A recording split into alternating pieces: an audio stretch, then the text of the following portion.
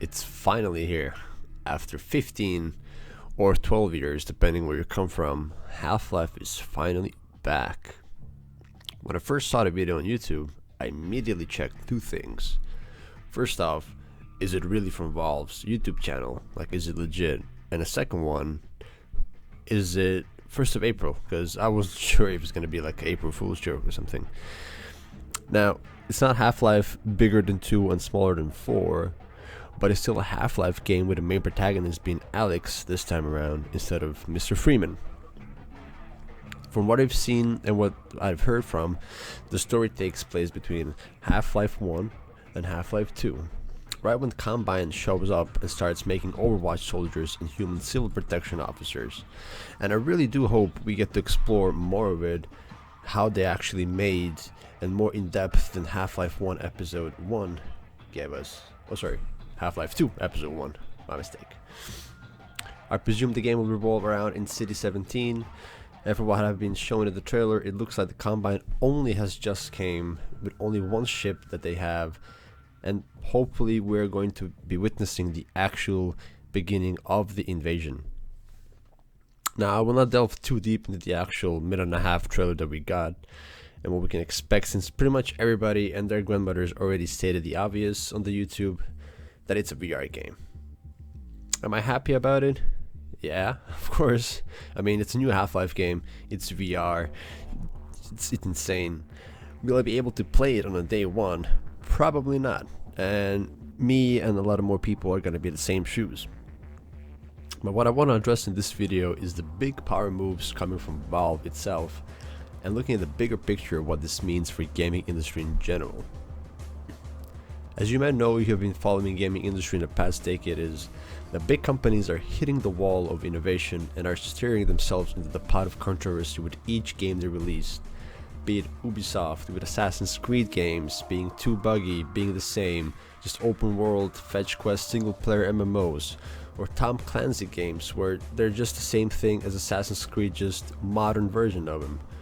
Or we go to the EA and their sports game, just microtransactions and just whole fiasco they had with either that or Star Wars, etc. And then we have BioWare, let's not forget about BioWare with their Mass Effect Andromeda, or recently their Anthem. And of course, the king of controversy, the Todd himself, with Bethesda and Fallout 76. While the only thing that Valve flapped with was honestly just Artifact, which died immediately, and who knows? I mean, we'll see. Now, you may be asking yourself, Lazy, why does this game matter that much? I mean, it's VR and really small percentage of players can actually play it. And not many people are willing to dish out from $200 to $1,000 plus just for one game. Let me tell you why. It's Half-Life. Simple as that. If you may recall, back in November 2004, when Half-Life 2 was released, it shook the market upside down with its new and mind-blowing physics engine and facial animation. There was nothing on the market even close to compare to the giant that was Half-Life. Only game that came close to physics was Fear in 2005. A year later, and both of those games still have aged quite well and are better than some modern games in my opinion. This will force other big companies like EA, Ubisoft, Bethesda to start pouring their money into VR market, which, with that being said, will also, with any other tech, decrease in price and be even more consumer friendly. But that's not even a real power move. The real one is the actual engine on which it runs, and that's Source 2. Now, pause the video for a second and try to recall how many games do you know are running on either Source 1 or Source 1.5 engine. Well, this is getting more interesting. First game, of course, being Half-Life 2 plus the episodes 1 and 2. Then we have Team Fortress 2. Then we have Portal 1 and 2. Then we have Left 4 Dead 1 and 2. Jumping to Counter-Strike Source. Jumping towards Counter-Strike Global Offensive. And then we have Dota 2. These are the games that are dominating with player counts and longevity, which I can't really recall any other game besides the MMO giant World of Warcraft that can compete. Now with Source 2 engine being finished, what do you think is the next move for Valve after this VR push? It's all those games that are listed getting new parts. We're talking about Half-Life, bigger than 2, smaller than 4. Team Fortress, bigger than 2, smaller than 4. Portal, bigger than 2, smaller than 4. Then we have Left 4 Dead, bigger than 2 and smaller than 4. Dota 2 and CSGO are now going to get new parts, since both of these games are already running on Source 2 engine. And let's not forget the real MVP who was hiding in the shadows, forgotten, and that's Ricochet 2. Now I'm really looking forward to how this is going to develop. We still have time to get more news, more in-depth gameplay of the actual VR game. I've never played any games myself, so I haven't experienced the VR in the fullest. I have followed the VR market for quite a while, and I know the issues and problems that people do have with it, be it they're getting motion sickness, uncomfortable wearing the headset, people not liking floating hands, a lot of different things.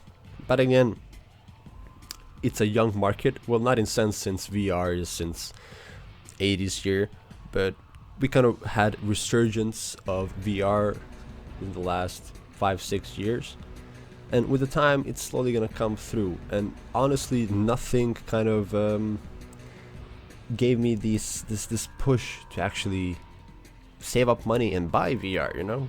Every game that I've seen was like, okay, it's nice, but it's really not worth it of getting 3, 5, 6, 800 bucks worth of tech just so I can play, just stand and, I don't know, hit the cubes left and right, you know. But this game is going to change that perspective of people. It changed mine, definitely, because I'm definitely saving up money until March to get this, if it's possible, and it could be possible. Let me know what you think about all this. Do you think this is actually a smart move from Valve to go through with a VR? Or do you think it's gonna be a big mistake and it's gonna backfire like Artifact did? In my opinion, it is a good move because Valve themselves said they want to release a game that's gonna push the boundaries of VR. And from what I've seen from the trailer, it's nice. It looks good. You can move the boxes nearby, find the shells of a shotgun. Healing, you have to hold on your hand on the healing station while you have to defend yourselves from the zombies. It's all nice and dandy. So only time will tell, and when the game releases, we will know what the real future is. But don't forget this, the games are coming out, and it's not only Half-Life Alyx, mark my words. Anyways, I hope you like this. I'm still new to to writing scripts, talking in weird ways. It's all new to me. I hope you really enjoyed the video. If I missed something out or you want to add something to it, please let me know down below in the comments. Like, dislike, you know all the drill, and I'll catch you guys later. Peace.